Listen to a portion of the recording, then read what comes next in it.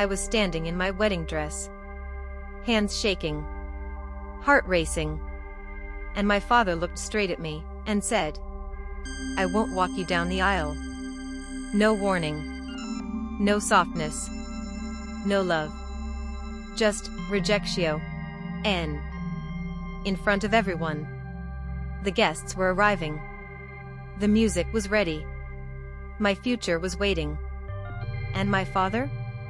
He turned his back on me, like I meant nothing.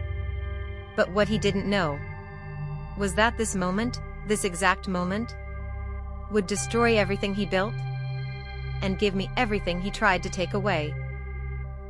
Because someone else stepped forward. Someone who saw my worth.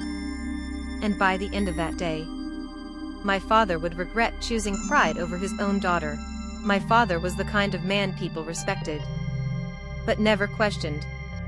He built his empire from nothing.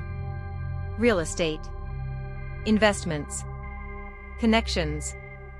People called him brilliant. I called him distant. Growing up, love in our house wasn't warm. It was earned, conditional, measured. If I got good grades, he nodded. If I failed, he went silent. If I obeyed, peace. If I questioned, punishment. Not physical. Worse. Emotional withdrawal. Cold silence. That kind of silence teaches you something early. Love can be taken away. Why? My mother knew it too. She moved carefully. Spoke softly. Always watching his mood like it was the weather. And me? I learned to shrink. To perform. To please. But no matter what I did, it was never enough. My brother, Ethan. He was everything my father wanted. Confident. Sharp. Interested in business. He followed my father like a blueprint. And my father loved him for it. Praised him. Mentored him. Prepared him. For the MP. And me? I wanted something else. Something real. Something human. I chose nursing. The day I told my father, he didn't shout. Didn't argue. He just laughed. "You want to clean up after people? That's your ambition?" I stood there, trying not to cry. "It's not like that," I said. But he waved me off. "You're throwing away your future." No. I was choosing it. Then I met Daniel. And everything shifted. He wasn't rich. Didn't come from power. But he was steady. Kind. Present. The kind of man who listens when you speak. The kind of man who notices when you're hurting. And for the first time in my life, I felt seen. But my father? He saw weakness. He's not your level. He's using you. Men like that marry up. Every word was poison. Every word designed to break us. But Daniel never fought back. He just held my hand and said, "You don't have to choose between love and approval." That sentence stayed with me. Because deep down, I knew I already had. The night Daniel proposed, I knew what was coming. I told my father the next morning. He listened. Quiet. Still. Then said, "If you marry him, don't expect anything from me." I swallowed. "What does that mean?" He looked me dead in the eye. "No inheritance. No support. No place in this family's future." It felt like a contract. Not love. "Let me ask you something. Would you sacrifice your happiness just to stay in someone's will? Or would you risk everything to finally live your own life?" I chose Daniel. And in that moment, I lost my father. A few weeks before the wedding, I found out the truth. Not from him. From a lawyer. Everything had been changed. The houses. The accounts. The business. All of it. Gone. Given to N. The explanation? I was emotionally unstable. Not business-minded. A risk. A risk. To the man who raised me. That night, I cried harder than I ever had. Not for the money. But because I finally understood something. I was never his daughter. I was an investment that failed, Ed. And now, here I was. In white. Waiting. Still hoping. That somewhere inside him, there was a father left. But instead, I got this. I won't walk you down the aisle. My chest tightened. Why? I whispered. He adjusted his cufflinks. You made your choice. That was it. The room blurred. Voices faded. My mother sobbed quietly behind me. And my father? He walked out. Without looking back. Then, a calm voice spoke behind me. If you'll allow me, I'd be honored. I turned. And saw Mr. Thompson. I knew him as a patient. A quiet man. No visitors. No family. Just stories. And loneliness. I used to sit with him during night shifts. Hold his hand. Listen to his regrets. He once told me, the worst thing isn't dying alone. It's living without being chosen. That stayed with me. So I chose him. Every night. What I didn't know was that he had once been powerful. Wealthy. A man who built something big, then lost everything that mattered. And now, he stood in front of me. Strong. Certain. Present. I took his arm. And together, we walked. The doors opened. The music began. And for the first time that day, I felt proud. Not because of the wedding, but because I was no longer waiting to be chosen. I saw my father at the back. Watching. Frozen. But I didn't stop. I didn't look back. The wedding was beautiful. Not perfect. But real. And that was enough. But the real story was just beginning.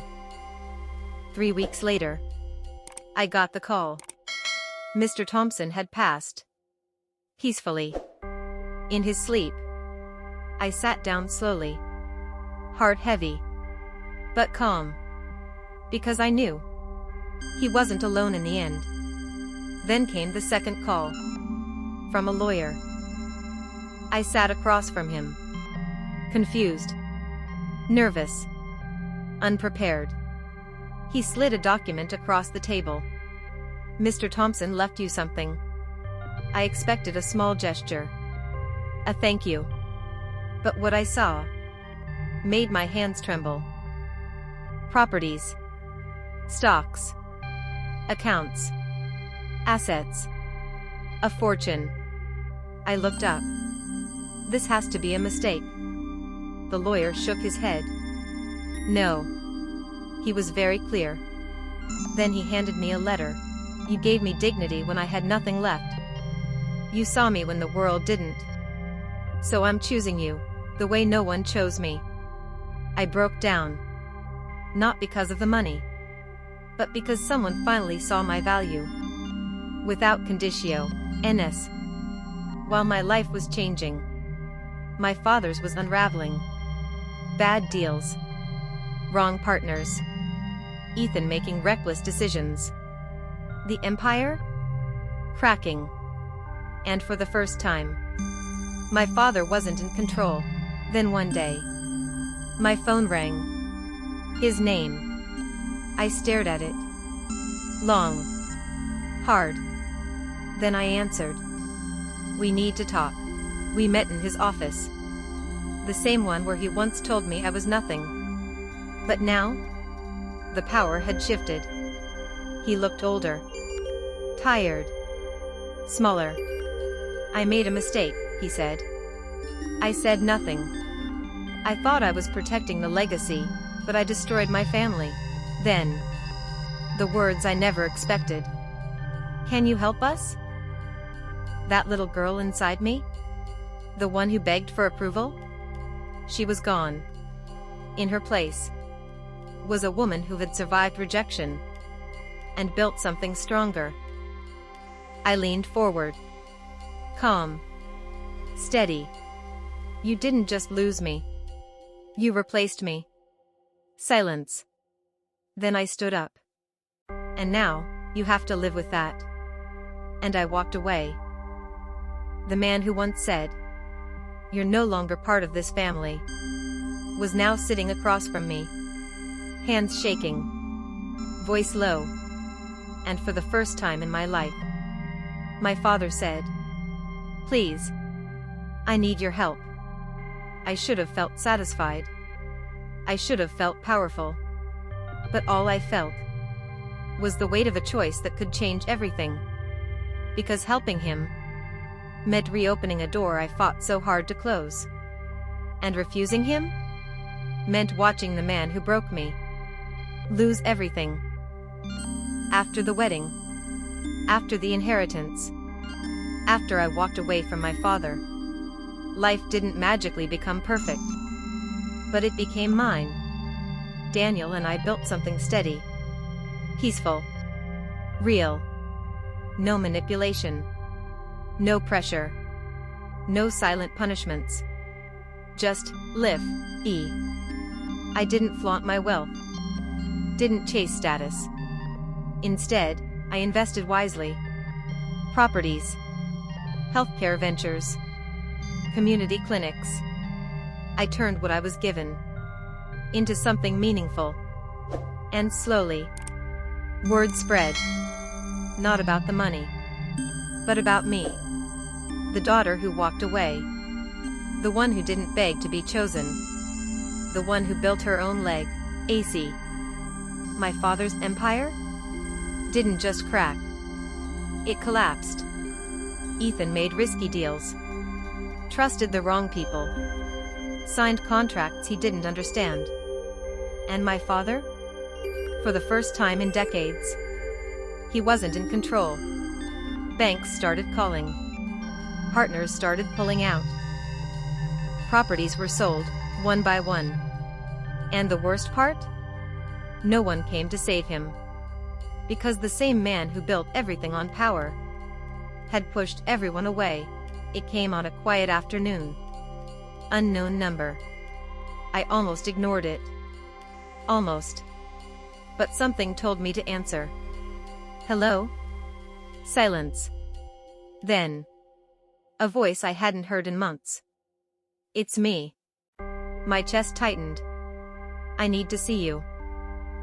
Let me ask you this. If someone who hurt you deeply came back broken, would you help them? Or would you finally choose yourself? We met in a small office. Not his usual one. That one was gone. This place? Simple. Quiet. Almost humbling. He walked in slower than I remembered. Less confident. Less certain. And when he sat down, he didn't command the room anymore. He looked at me. Long. Heavy. Then said, I was wrong. No defense. No excuses. Just that. He explained everything. The failed deals. The lawsuits. The debts. Ethan had walked away. Taken what he could. Left the rest to burn. The perfect son was gone. And now? My father was alone. Then came the moment. I need financial support. There it was. The man who cut me off was now asking for access to the life I built. Just a loan, he added quickly. I'll pay it back. I almost laughed. Not because it was funny, but because of the iron. Why? Part of me wanted to say no. Immediately. Cold. Final. But another part the part that still remembered being his daughter. Hesitated. Not for him, but for who I used to be. I leaned back. Studied him. This man once held my entire future in his hands. Now, he was asking for a piece of mine. So I said, "I'll help you." His eyes widened. Hope rushed in too quickly. But then I added, "On my terms." I placed a folder on the table. Inside, a contract. Carefully prepared. Legally solid. If I help you, I take control of what's left. He froze. The remaining properties. The business structure. Everything. Silence. "You don't get to lead anymore," I continued. "You become a partner. A silent one." His jaw tightened. This wasn't just financial. It was symbolic. The man who once controlled everything would now answer to me. "You're asking me to give up everything," he said. I looked him in the eye. "No. I'm offering to save what's left." Silence stretched. Heavy. Uncomfortable. Then I said the words that changed everything. "Or you can walk away, like you did to me." He closed his eyes. Long. Slow. And when he opened them, something had shifted. Not pride. Not power. Something softer. "I'll sign." That moment wasn't about revenge. It was about balance. For the first time in our lives, we stood on equal ground.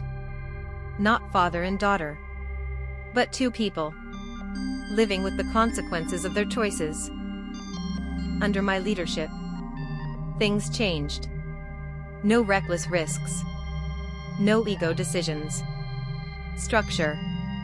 Stability. Transparency. The business didn't just survive. It evolved. And my father? He watched. Learned. Adjusted. Not the same man. But not the old one either. One evening, he stopped me before I left. "Why did you help me?" I paused. Then said, "Because I didn't want to become you." Silence. Then I added, "But don't mistake that for forgiveness. I didn't help him to fix the past. I helped him to prove something to myself. That I could choose strength without losing my humanity. That I could hold power without abusing it. That I didn't need revenge to win." Bell call to action, Revenge Echo. If this story hit you, if you've ever faced betrayal, family conflict, or financial control, then you understand. Sometimes the real victory is not becoming what hurt you. Backhand index pointing right. Subscribe to Revenge Echo for more powerful stories about family betrayal, inheritance wars, financial comeback, emotional justice. Because every story has two sides. And this was mine. Thanking you for watching Revenge Echo channel. Like, subscribe and comment where you are watching from.